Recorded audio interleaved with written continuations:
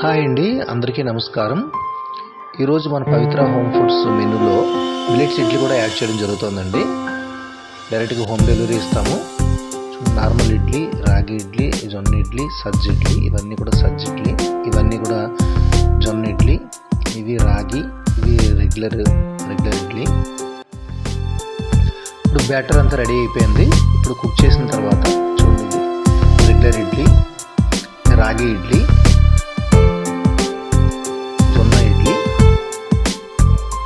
సజ్జ ఇడ్లీ.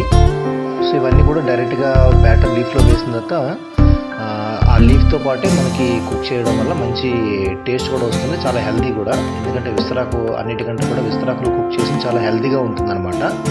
చూడండి, చాలా ఫ్లఫీగా కూడా వస్తుంది. మీకేంటంటే రెగ్యులర్ ఇడ్లీలానే ఉంటుంది, అంతే తప్ప హార్డ్నెస్ ఏమి ఉండదు.